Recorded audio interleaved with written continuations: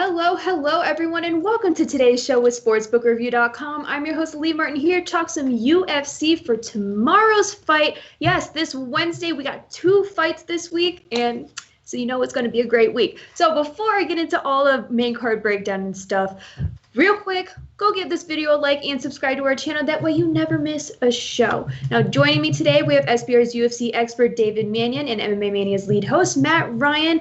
How are you guys doing today? I know we just had a great event this past weekend. We had Max Holloway versus Calvin Kattar, and it went the full 5 rounds, and Max Holloway came out with that decision win, and it was a great weekend. Now, Dave, I'm going to start with you just for a little recap what happened over the weekend, and I want to see how your Saturday went. Yeah, we returned to action finally, and some shocks. I will say there were some shocks for me. Joaquin Buckley, to begin with, being knocked out by Alicia Rico with a high kick, and then Li Jingliang finishing Pons and destroying that 8-fight win streak after a lengthy layoff. Carlos Condit decision, Matt Brown. That's where my predictions, they turned back a bit and started going positive. And then obviously Max Holloway in the main event, absolutely incredible. All the hype. The main theme surrounding that fight was how good Calvin Kattar's boxing was. Max Holloway said it himself. He was out to prove a point, and he certainly did. He's shown the world that Kattar is not the best boxer in the featherweight division, let alone the UFC. Yeah. Well, how about you, Matt? How did your Saturday go? That was a fight that certainly did happen on Saturday. Tuned in to watch the main event, watch history on ABC, and we certainly witnessed history. Max Holloway broke more records for striking than anybody could have calculated or imagined, especially if you were Calvin Kattar's corner.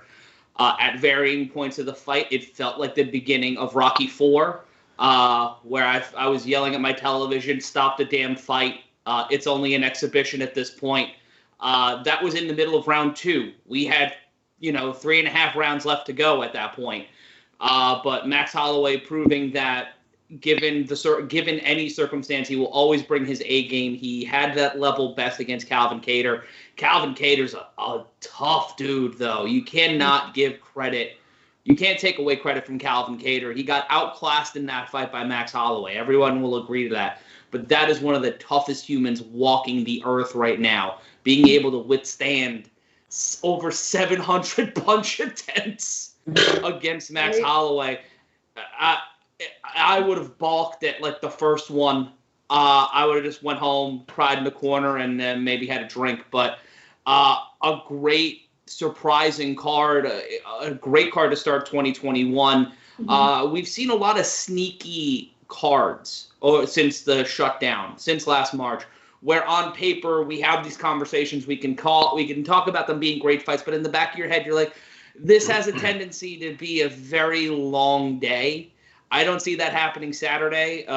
Tomorrow. I don't see obviously coming this Saturday when we review the pay-per-view, but this is a great way to set off 2021. My note for this fight in my prep sheet: murder, blood, and then violence in all caps.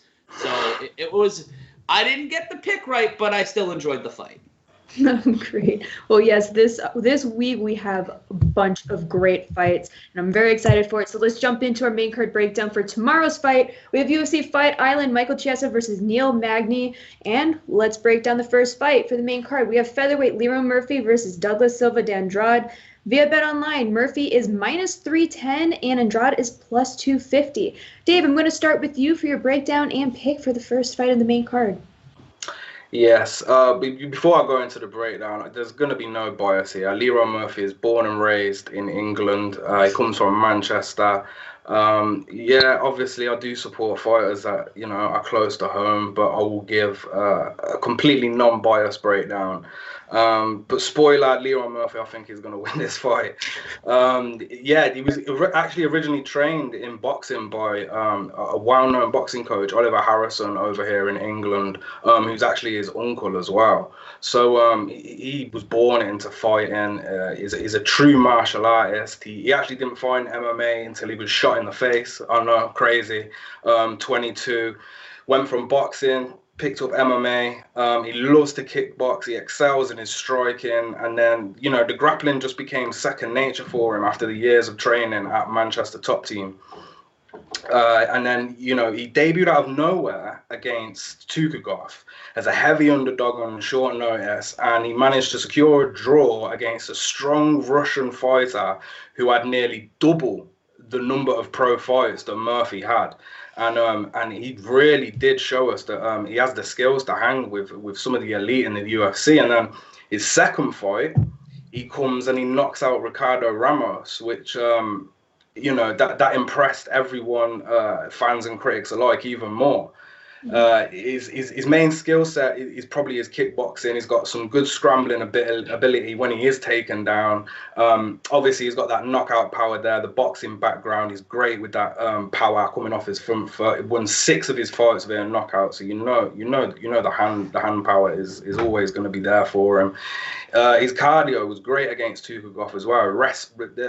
Tukagov wrestled him for the entire fight, and you know, he looked good. He didn't really show huge signs of slowing down. Even in the third round, he looked great, and that was after, you know, the 10 minutes of being grappled by Tukagov. As for Ramos, well, you know, he decided to tie up with the jiu-jitsu expert, and it paid off for him. Some of the nastiest ground and pound that you will see from 2020 in that finish by Murphy against Ramos. And then his opponent this weekend, this is, I mean, at first sight, I was thinking this could be a dog play, but with Lerone's 2 fights he's had in the UFC, I think he can compete, and he could be a contender one day. Andrade trains out of refit pro fighters. He's a bit older, 35, and I think that might be one of his problems. I believe that he's hung around. He hasn't fought too much in the UFC. I don't think we're going to see Andrade in his prime, because I believe that his prime is sailing past him. These long layoffs between fights seems to be a trend for him. Age 35, like I say, I don't think we'll ever see a prime Andrade, you know, compete for a title or, you know, even hit the top 5. Since moving back to 145, he has defeated Renan Barão. The 135 cut was clearly too much for him. You look at his physique and you can tell that he is a big dude. But I tell you what, he has the best long flowing ponytail / mohawk in the business. That's for sure. He's got some serious knockout power. Won 19 of his fights via KO. So he is slowing down. You will notice if you go back across his original UFC fights and you look now at the speed difference, it has dropped significantly. But that power's still there. Obviously, he might be able to clip Murphy, but I anticipate we will see a striking battle. Andrade does love to throw down. He's going to give Murphy the type of fight where Murphy's going to excel, and that's a kickboxing war. Murphy's got great top game too. If we do witness any grappling, I envision Murphy attempting to, you know, be the guy that's going to clinch up in this one or go for a takedown or two, honestly. But really, I don't see this stepping outside of the kickboxing realm, where I do believe Murphy will excel as the larger man. He's going to dictate the pace while holding a speed advantage. The advantage for Andrade here could be the power. It's a significant number of KOs on his record. Doesn't show any pillow hands, does it? But all in all, I think Murphy's going to take this one by decision. Well, how about you, Matt? Do you have a different take on this fight?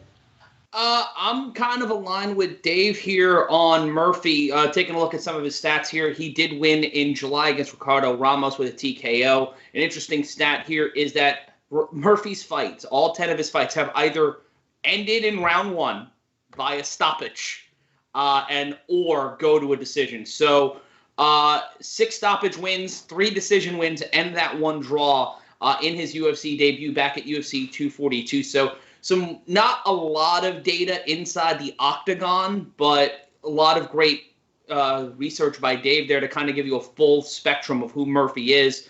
And yeah, Andrade, last one was over Renan Barão. That's not that may have meant something a few years ago. It really doesn't now.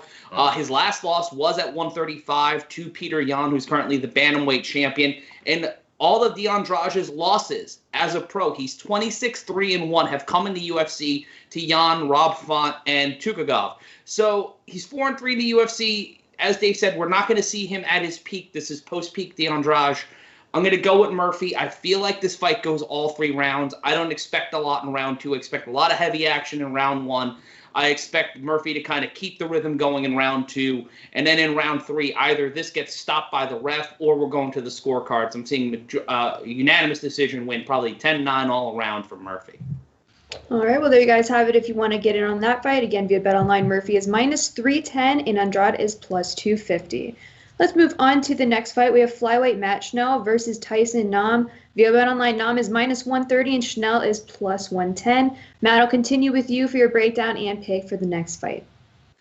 We haven't had one of these in a while. A stay-away fight. This is a fight you take a bus, a train, a plane, and some sort of small automobile to get away from if you're looking to wager on this fight.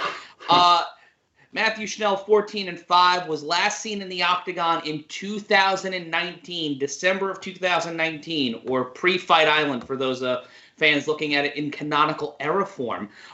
He lost to Alexandre Pantoja at UFC South Korea. That book ended a 4-fight winning streak that saw 2 submissions and 2 decision wins. All but one of his losses, of his 5 career losses, have come by way of TKO or KO or submission. He's got 8 submission wins, 3 decisions, 2 knockout TKOs, and 1 disqualification win. Because just to throw that random bit of trivia in there, he's been knocked out 3 times, tapped once, and went to the scorecards and lost once.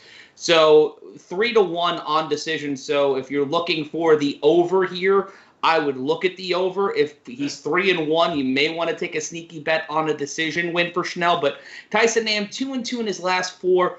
Both of his wins have come by KO or TKO, and adding to that decision play, both of his losses were by decision on this run to Kai Kara France and Sergio Pettis. And that's before Sergio Pettis jumped over to Bellator. So this has been a long run for Nam. He fought 3 times in 2020, though. He's 2-1 in 2020. So that's a good sign for him, but he's been fighting since 2006. Opponents have not made it out of the second round in the last 2 fights, which makes this a really weird fight for me, which is why I'd stay away, because you have someone who's built to go the distance, who likes going to the scorecards, but is known to throw hands. Schnell's knocked out 8 people and has been knocked out 3 times. So this is a fight, same as the last fight. Round 1 and round 3 are going to be the deciding factors. Round 2 is going to be that round where you're kind of just seeing where everything lays out, and that's going to be, I think, the middle of round 2, you'll see a switch flip. This fight will probably go to the scorecards. I'm looking at Schnell, but this is a stay away for me unless the odds are so over on one side of things that I'd have to put something on. All right, well, how about you, Dave? Do you agree with Matt, or do you have a different breakdown for that fight? This fight, this should be on the undercards. In reality, I'm not sure how it did make it onto the main card. Probably because of Tyson Nam's back-to-back KOs, I'm assuming. And Matt Schnell did go on quite a tidy run at one point of his career, and he does like to get the finish. He's pretty slick on the ground. But realistically, Nam, when he debuted, he was looking like a 35-year-old mistake by the UFC. It's very rare you'll see the UFC hire someone into their 30s. He's now 37 after going through, Pettis and Kai Kara, 2 losses straight up in the UFC, age 35. He was looking at being cut. But luckily for him, 3rd time was a charm. He got round 1 knockout, and then icing on the cake with his 4th fight, he got a 2nd round knockout. He's certainly turned it around, and he's shown that his KO ability at flyweight is a problem. His skill set, knockout power, excellent boxing. He's got boxing combinations, but it's so one-dimensional. 1-2s and 2-3s. He's got, he'll throw these jabs that not even jabs, they're just like rangefinders. And he's just swinging hooks. So he's using this jab to get his distance, and then he lands these overhand rights or right hooks. And they're so easy to read. And then after 1 round, that slows down. So I'm starting to think, someone like Schnell, I believe he can avoid that. He can avoid that early on, eliminate that knockout threat. And as soon as he does that, I think the fight is all Schnell's, in all honesty. Schnell is an example of the opposite of a slow starter. He wastes no time in, letting guys know that he's right there. He's light on his feet, quick in and out the pocket.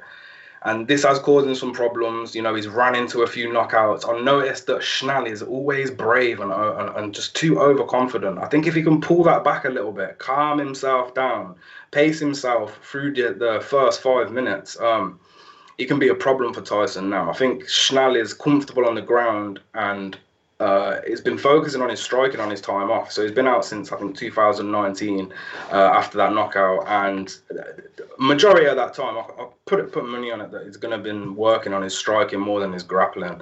You can see this evolve from fight to fight for Schnell. I'm actually starting to like his striking, if, like I mentioned before, if he can just pull back a little bit. The Pantoja loss clearly affected Schnell after he was rocked on his he had Pantoja rocked on his feet. Now when we saw Schnell bring him into the guard, you know, a little bit of hope arose for another beautiful submission finish, but you know, Schnell's been a monster in the guard, but Pantoja, he had the defenses there.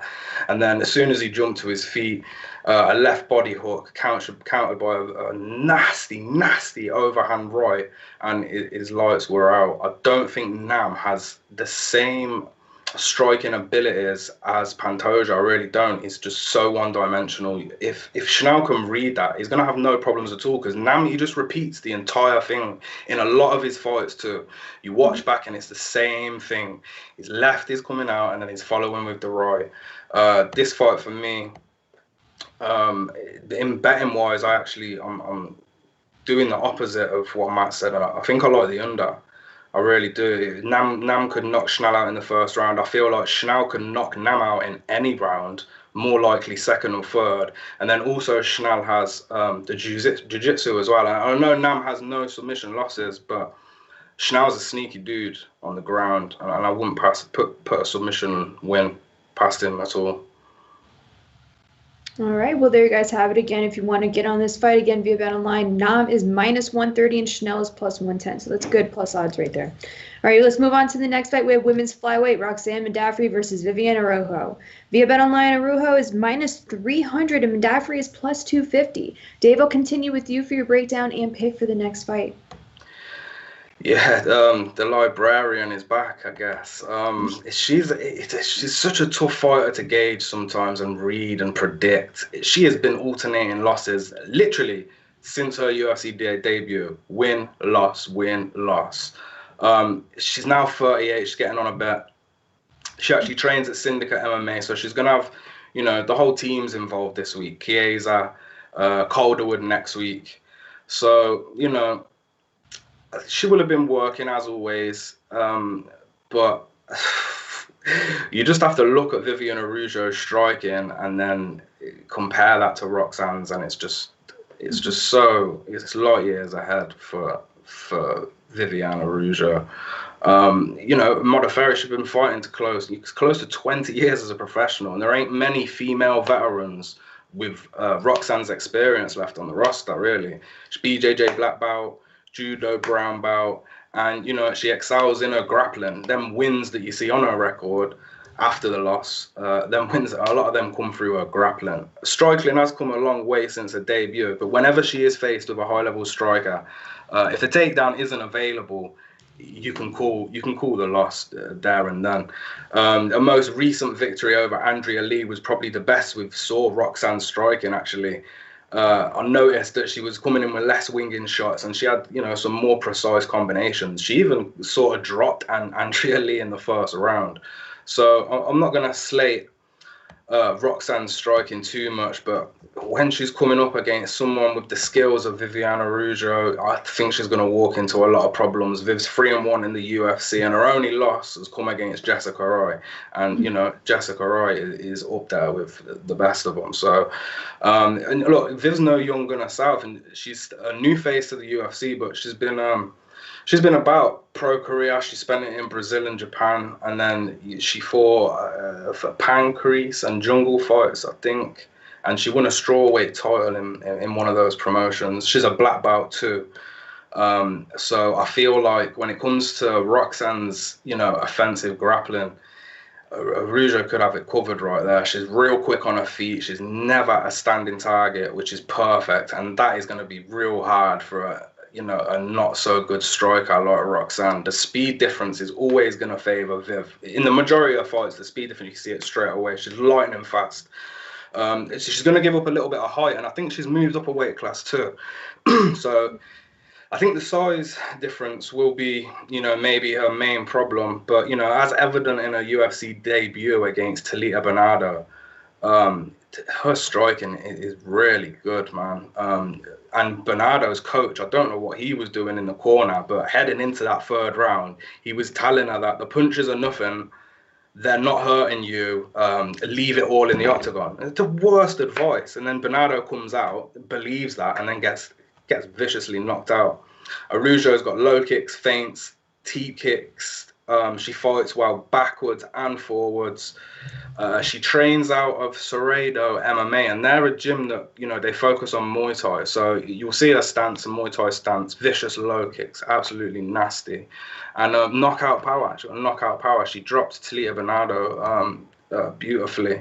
I don't think Rox is going to fare well striking with Viv whatsoever. So really the question is, can Rox get this to the ground and maintain like an advantageous position while she's down there? I don't think so. Given that Araujo, you know, has grappled in multiple disciplines, she's got the sweeps and transitions covered from her jiu-jitsu, takedowns and wrestling with a luta livre, and, you know, she has a fierce Muay Thai striking output as well.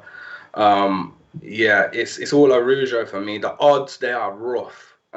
You know, we see Roxy go to decision a lot, but I think, you know, Viv, she's so dangerous, she could get the finish, so I don't want to take the prop either. But that number's high. That's the only problem with this fight.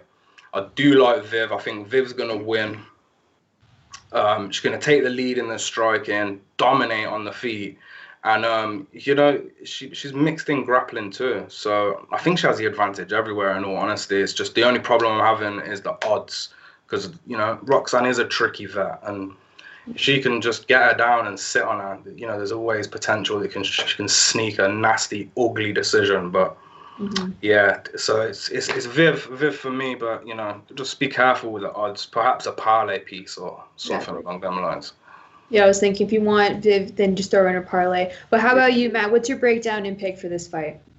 Much like Dave and much like many people who have gone out with me, it's going to be an ugly, nasty decision tomorrow afternoon. I'm going with Roxanne Modafferi because I'm taking a look at the intangibles here, which is what I do. Dave looks at things very precisely.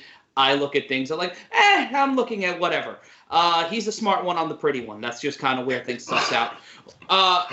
In Modafferi, 6-4 in her last 10, and she's got wins over Andrea Lee, which was her last fight back in September, Macy Barber, Antonina Shevchenko, Barb Honchak, and Sarah D'Aleo with a TKO, and Priscilla De Souza by submission. Her 4 losses were to Lauren Murphy, Jennifer Maya, Saijara Eubanks, and Nico Montano. So her wins are against people who are almost contenders, people who are almost at that level, and she's able to stop them. Obviously, the biggest example of that being Macy Barber. And then you take a look at Araujo, defeated Montana De La Rosa by decision in September. But before that was a loss to Jessica I that stopped a 5-fight winning streak that saw 4 stoppages, 1 submission, and 3 knockouts. Has not made it to a decision since joining the UFC, but that is primarily because she has not been tested by someone who is willing to grind a full 15 minutes. For me, I think Modafferi is going to be able to grind. She's going to be able to dig deep. She's going to be willing to dive in. Our screen right now is starting to look a little bit like the Matrix Control Center. So I'm going to just listen to my voice, just listen to Daddy, and I'll guide you through. Right now, 4 wins by knockout for Modafferi, 5 by submission, 16 by decision. See, 16-13 in fights that go to the scorecards. That is a ridiculous number. That's somebody's record. Overall record is 16-13 somewhere out there. Yeah, I have Villanueva is 16-11 in his career. That's our next fight we're talking about. Modafferi 16-13 by decision. She is a vet. She is tenured. I'm going with Roxanne Modafferi and what might be the oddest fight of the night because it's going to be 15 minutes of that white suit. If you remember the pretzel episode of The Simpsons, there's a white-suited Yakuza. You don't know what he's going to do. Homer says, I want to see what he does. As soon as you go inside, he just starts whooping ass, goes through the window, apologizes, and leaves. That's Roxanne Modafferi fights typified. So I'm going over Roxy here in what could be the oddest fight of the night, or just your average run-of-the-mill Roxy Modafferi fight. Honestly, when I was first looking at this fight, I really liked Modafferi because with those plus odds, it's plus 250. Plus, she has a win over Antonina Shevchenko. So when I saw that, I was just like, she's a badass. But if you guys do want to get on that fight again via BetOnline, Araujo is minus 300 and Modafferi is plus 250. Let's move on to the next fight. Oh, Matt, you'll love this. Light heavyweight, Hurricane Ike Villanueva versus Vinicius Moreira. Via BetOnline, Villanueva is minus 136 and Moreira is plus 116. Matt, I'll continue with you for your breakdown and pick for this fight. Okay, so someone actually has to win this fight. Ike Villanueva has suffered 2 straight TKO losses. Vinicius Moreira, which is a top-level MMA name. That is a solid MMA name. Is on 3 straight losses, all by finish in the first round. So both of these guys have not made it out of the second round in their last 2 fights at minimum. For Moreira, it's 3. He got submitted and got 2 TKOs. This is the match before the co-main event on a UFC card that is airing Wednesday afternoon here in the States at 12 o'clock. Now, you can contribute that to, this is the day shift stripper fight. This is the fight where we know it's the middle of the afternoon. People are probably going to need to be working or doing something. This is the fight that borders the fights you care about and the fights that you kind of want to see. So this is that borderline fight, which is why it's placed here. Great booking by Sean Shelby and Mick Maynard. This is the popcorn fight of the evening, as we say in the wrestling industry. This is where you go get your programs, have a beer, but it's Wednesday in the afternoon. If you do that, people will call you an alcoholic or fun. I don't know who to pick in this fight because both of these guys are going to look to kind of clean each other's clocks. I'm going to predict a draw. I'm predicting this fight ends in a draw because both of these guys may not deserve to win this fight. I want to be proven wrong. Both of these men can kill me. Both of these men can remove all of the blood from my body. I am paid to talk smack and predict fights, so don't hurt me. But I'm predicting a majority draw. Maybe Villanueva wins a scorecard.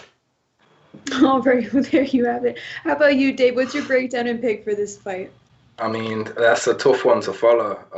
Right. Yeah, I'm surprised Matt's not really sad because it's the only big boy fight of the night. Light heavyweight. It's light heavyweight though. I like them thick. We've got no heavyweights. There's no thick boys on this card. I am mad.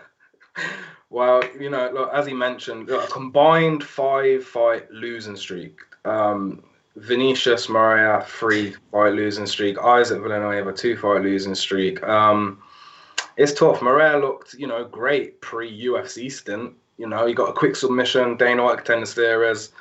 After dominating, the most dangerous indie MMA scene, the Indian regionals in Mumbai, to be precise. That's a joke, not the dangerous bit there. Menafield came out, knocked him out in round 1. He's flat-footed, he's slow, he's 31 years old, 6'2", but he moves like a 7'2", 400-pounder. The fight was over before it started. He hung on to Menafield for his life until the eventual right hook, bang, landed. A little follow-up ground and pound. Fight over. Same with Eric Anders. Moria attempted to grapple, failed, got knocked out. Right and left hook combo. Yeah, it was a right and left hook combo. And then no defense, to be like lack of awareness. And once again, the guy is just slow.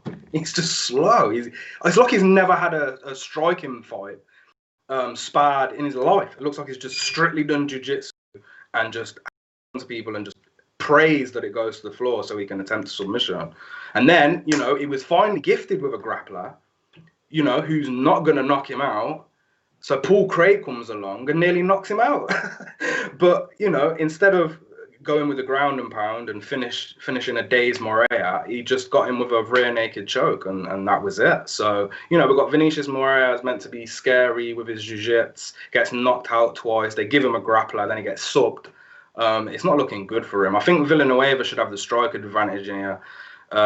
You know, you can see the problem on the other side for Isaac is his submission losses, but they're a long time ago. So hopefully he's, you know, worked on his sub defense. He's riding the 2-fight losing streak, but his second fight, he didn't get beaten to a pulp. The fight was stopped with a horrible cut. And Jordan Wright was looking great. And I want to know where Jordan Wright is, because that guy was looking incredible. A spinning leg kick, a spinning high kick is what cut Isaac and stopped that fight. So, you know, it's not something you should bet on. Maybe take the under. That might be a viable choice for this one. But we know them odds are going to be juiced with Moreira's record alone.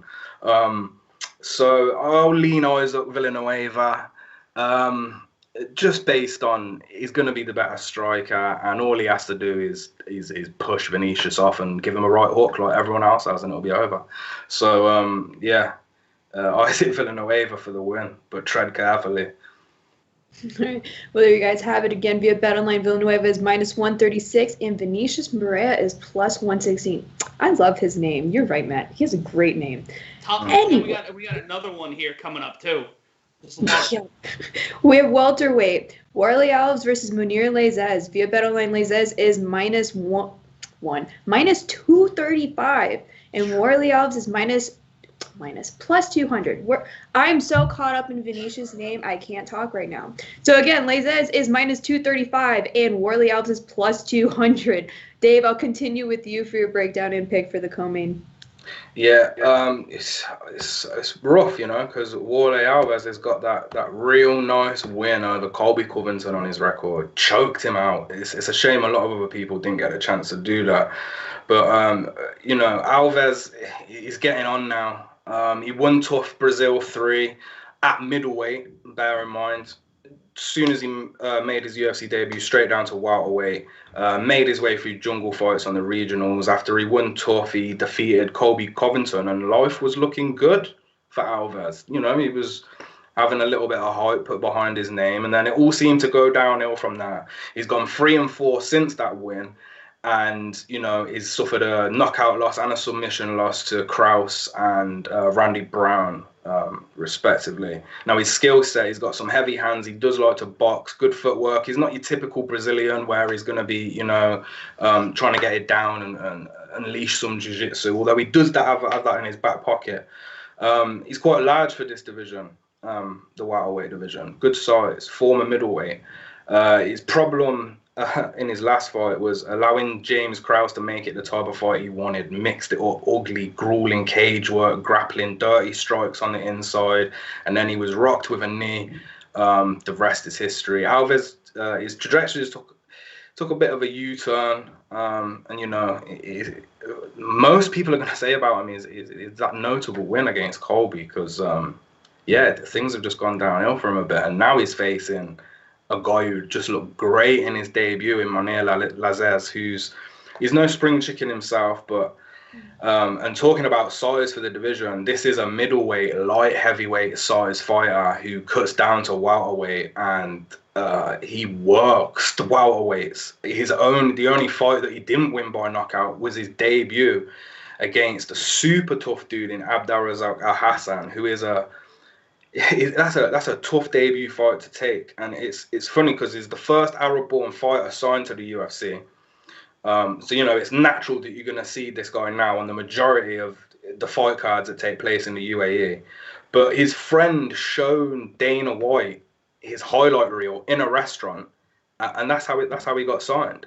And he went from a 3-1 underdog in his debut against Al-Hassan to now fighting Alves as a 1-3 favorite. So he's flipped them odds completely. Now he's a heavy favorite, and for good reason. That Muay Thai and boxing are beautiful. It's his go-to. And then he added wrestling and jiu-jitsu to his skill set by moving to Canada. He moved to Canada, trained in Canada, and got that wrestling and jiu-jitsu added. He's got great high kicks to the body and the head. They're hard to read. He was throwing high kicks against Abdul, and it was a high kick to the head and then high kick to the body, and you just didn't know which way it was going. He's a really, really talented and versatile striker on the feet. And, you know, like everyone else, I was surprised and I was impressed with his debut. I didn't think he was going to take a clear unanimous like that. He showed us that he can strike very well, he can wrestle, and he can win a fight by decision, which is always important especially when we've got a debuting fighter who has, you know, knocked everyone out prior to joining the UFC. We now know that he's got the gas tank as well as the skills. So that's, you know, a peace of mind now, that we can see him go 15 minutes and he's not going to have too many problems. I don't see Alves dictating this fight, really. Quite a similar style to Abdul in terms of striking. The difference maker could be is maybe Lazzez got a bit confident and he did go for takedowns, but when he lunged in for them takedowns in his debut fight against Abdul, he got caught with a guillotine in one of them. On 2 occasions, actually got caught with a guillotine going for a takedown. Now, Alves has a nasty guillotine, so he's going to want to tread carefully on that and probably just keep this to a striking battle. But like I said, on the feet, the long reach, the vicious arsenal of strikes that he has is going to keep Alves at bay and potentially give Alves another KO loss, in my opinion. Problem we have again is these odds. They're just getting steeper and steeper. I think with these fight cards where they bash them all in 1 week, people are betting mad wild, especially after the break as well. Everyone's very eager. So with these fights, you know, if you're betting UFC this weekend, start getting your bets in now, because some of these lines are only going to get worse, especially lines like Conor McGregor and things like that. They're just going to get worse. And Lazzez, because he is, you know, the hyped up Arab fighter and now fighting in Dubai, I anticipate just more and more money coming on him too. So just make sure you do your odds research and don't get yourself ripped off. That's good advice, honestly. But how about you, Matt? What's your breakdown and pick for the co-main? All right, so Alves, since that win, that he had over Colby Covington, he's gone 4-4 in his last 8 fights. That last win against Covington ended a 10-fight winning streak. From there, he lost to Brian Barberena and Kamaru Usman in back-to-back fights. Was able to pick up 2 wins, but since then lost to James Krause, beat Sergio Moraes with a TKO. And then his most recent fight was 14 months ago against Randy Brown back in November of 2019 at UFC on ESPN Plus 22 for those looking to keep score. So we don't know what Alves is going to look like in a Fight Island world. Obviously, it's a regulation cage, but a 14-month layoff in the midst of this, when a guy like Mounir had in that time was able to fight 2 times. He was able to fight in Dubai, and then he had this UFC debut back in July, a day before my birthday, which should be a national holiday. I'm kidding. It shouldn't be. You should throw eggs at me on that day.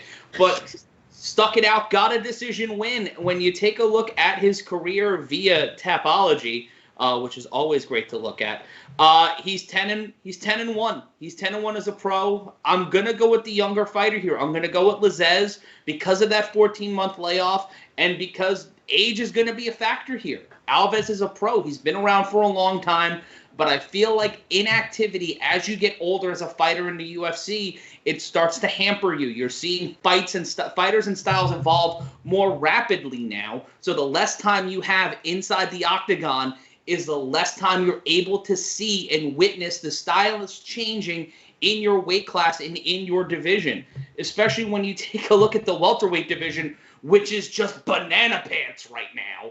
And you're trying to get into the top 20, trying to get into a contender conversation. If you're picking and choosing your fights now, this deep into your career, when you have Kamaru Usman and Colby Covington as opponents under your belt, and you're not looking to advance yourself, co-main or not, you're putting yourself in an okey-doke position. So I would take Lazzez.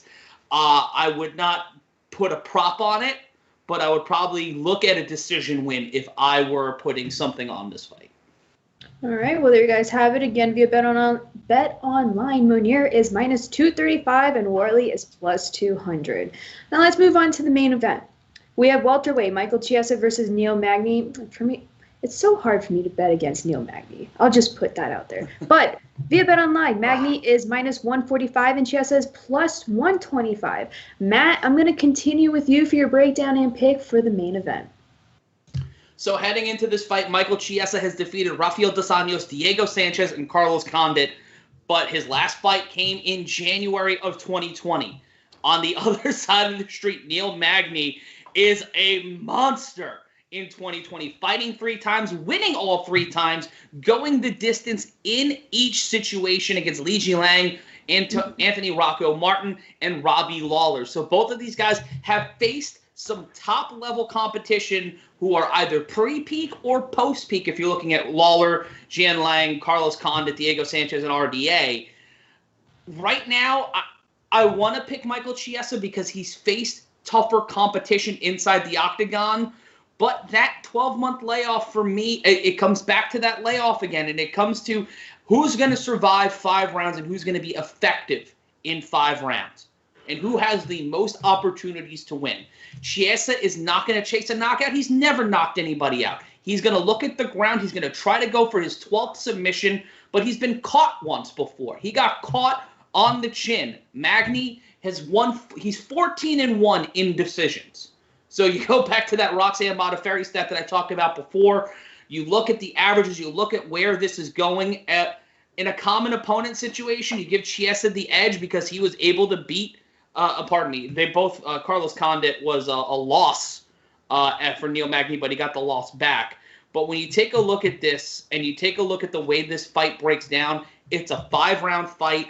I'm not sure Chiesa, who had to move up a weight class because he missed weight in a prior fight against Anthony Pettis just about 1.5 years, 2 years ago, almost 2.5 years ago, against Anthony Pettis. But since then, moved up, has won 3 straight fights, but has only fought once a year since making that move up. And obviously things get in the way and fights have been canceled. He got injured in the riot that happened down the street from where I grew up at the Barclays Center in the bus incident. But I'm going to go with Magny here. I'm going to go with the fighter who's been more consistent, fought more recently, and is on, he's on a path upward. Chiesa is in a weird middle ground right now. This is the first time we've seen him post-pandemic. We don't know how he's going to adapt, how his body has changed in that time period. He's been training, but I have to go with Magny here because he has been the more active fighter in all of this and probably has a better and more effective game plan to deal with everything that has been in place since the pandemic started. Well, I totally agree with you for that one. But how about you, Dave? What's your breakdown and pick for the main event? Yeah, I mean, correct me if I'm wrong, but I think if Neil Magny wins this, he's going to take Georges St. Pierre's record of the most welterweight wins in the history of the UFC. I think, look, Neil Magny is potentially one of the most underrated welterweights, in the past 10, 20 years since the UFC began. It's so underrated, but, that is for good reason. He's not very spectacular, he doesn't finish fights very often. And no matter, he always blows the big fight, right? Every time he gets that chance against a named fighter, he seems to blow it. Yeah, he's beat guys like Condit, but this was at times of their career when, that spark had gone. So you're not going to get the same love from beating them guys. Magny now is obviously in the prime of his career, age 33. A significant win over Lawler, with another few wins, title talks, you can't deny the man of his chance, no matter how boring he is, and no matter how great styles make fights for main events and titles and pay-per-views and all that good stuff.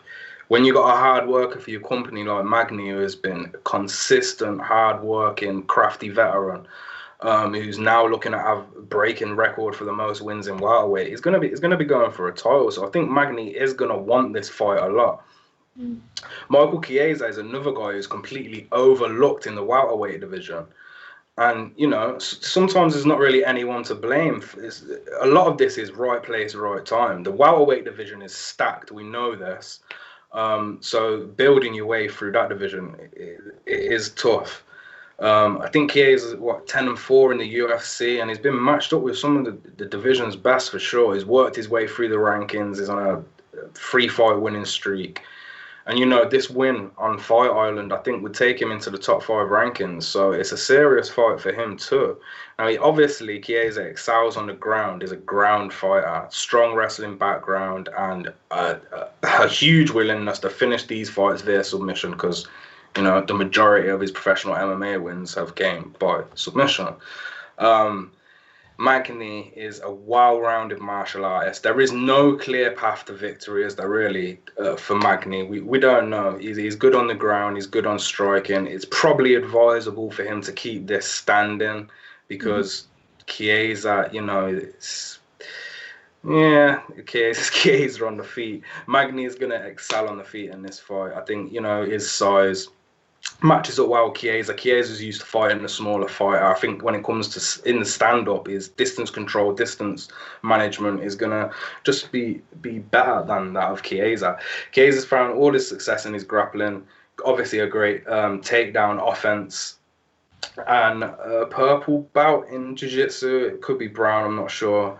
But, you know, I don't really focus on the colours. I focus on who utilises their jiu-jitsu into MMA. Now, I want to say that, you know, Chiesa is no slouch on the feet, but I'm be honest and say Chiesa is a slouch on the feet. When you examine his fight tape, you can see that he's just so much more comfortable grappling, scrambling, you know, spamming them ground attacks. And, you know, he has a considerable presence in that 170-pound division. I like the dog money here on either side. If Magny was the dog, I'd probably be taking him. Chiesa's the dog. So, you know, from a betting perspective, this fight would have to be dog or pass for me. But I can't envision this fight ending quick. And I wouldn't expect a first-round knockout or submission from either guy. You know, you got to look towards the under. And I think that over 2.5 rounds and, you know, over 2.5 rounds and above are good enough value to bet straight. So you're over 2.5, you're over 3.5, over 4.5, fight to go the distance. Them ones are good to bet singular, okay? Anything 2.5 and before, great for a parlay. For me, that's almost, people say, you know, lock. That would almost be a lock for me in this fight to see it surpass the 10-minute mark for sure. So yeah, I think overs would be a great way to approach this betting in terms of, you know, picking a side. Like I said, it's a dog or pass situation for me. It's hard to pick. I'm slightly leaning Chiesa. I think he can make this dirty, make it the type of fight he wants. But if Magny keeps this standing and can just, you know, scare Chiesa off of getting inside and attempting to even grapple whatsoever, this is Magny's fight to lose, in my opinion. So yeah, slightly in Chiesa. Look at the over betting market and yeah, get pumped for Saturday because that's the real event. This is just like this is a warm-up. Yes, exactly. Now I was looking at Bet Online for the total, and they don't have a total yet for the main event. They have it for everything else. So Bet Online, just keep an eye on it if you want to bet the total rounds. Did you want to say something, Matt? No, I was just saying tomorrow's an aperitif before the main course that is Saturday. Yeah, exactly. And I am excited. Exactly. Now, again, if you guys do want to get in on the main event via Bet Online, Magny is -145 and Chiesa is +125. Now, before we head on out, I just want to dabble a little bit in the prelims. And Dave, I'll start with you for that. I just wanted to see if you have a top prelim fight that we all should look for. Do you know what? I was actually I'm glad you mentioned this because the layout of the card in general, it kind of frustrates me with Warlley, Alves, and, you know, Isaac, Villanueva, and Vinicius, Moria up there. Just some decent dudes down the bottom. We've got Ricky Simone who's fighting down the bottom. The odds are juiced, the odds are heavy, but Ricky Simone's going to school that boy. And then Modafferi, okay, is fighting Adeshev. Go and watch Adeshev. He's 3-2. Are we Bellator? When did we become Bellator, Dana? This is poor matchmaking. Poor matchmaking. Modafferi's, his odds are just going to continue sailing up. We look now at minus 500. Okay, yeah, on some books. Now he opened at minus 265. So that just speaks huge volumes. People have hammered that quick. They know what's going to happen in that fight. In fact, to get your odds better for that one, take Modafferi inside the distance. What can you get that inside the? You see that minus 164. That's a beautiful price. You can get minus 164 Modafferi inside the distance, because I don't think Adeshev's gonna survive 15 minutes in that one. And then Dolce Lugiambula versus Marcus Perez. I'm high on Dolce for this fight. I'm switching sides. He was gonna fight what's his name? God damn it! He was fighting a guy who I was backing, and then he got cancelled. They brought in Marcus Perez. Now I'm on the other side. I think Dolce's got this one. His judo is going to defend Marcus Perez, trying to get this to the ground where Marcus Perez wants it. Dolce's sick at judo. I think he's a black belt in judo. He's got them hips, boy, and them hips are going to stop that takedown. He's going to knock him out, I think. Probably round 1 or 2.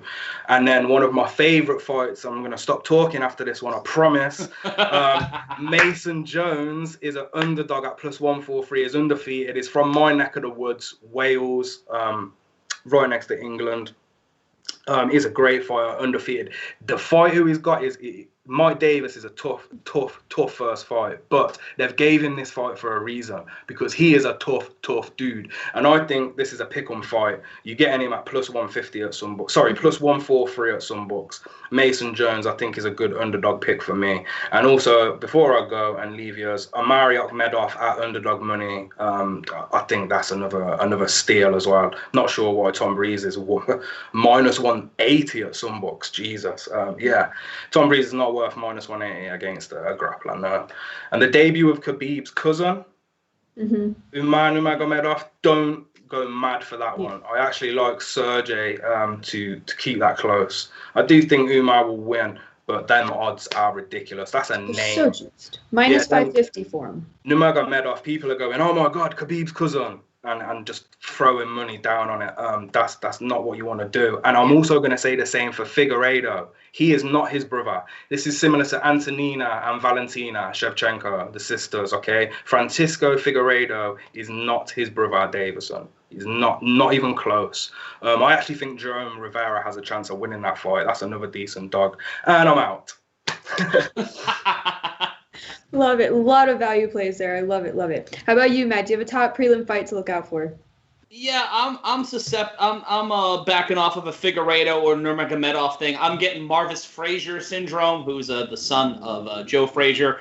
The family tie in there, David Flair disease. I'm not getting near that. But I Dolce, who when I was covering the EFC many moons ago, because I had to. Was known as Dolce champion. He was the champion down in EFC before he made the move over to the UFC. I've seen him fight before, that 10-2 record. It may be a little fluffy, but he is a tough fighter, and I would probably say his fight against Marcus Perez, or the obvious one, Akhmedov versus Tom Breeze, in a fight that I think it's just because he has it's because he has the least amount of losses between the two. I can't explain that. I can't explain why he's the favorite in this fight against Akhmedov, but that's a fight to watch for me. Those are the two prelim fights that I would be watching, unless you really are such a stan of the Figueiredo and Nurmagomedov families.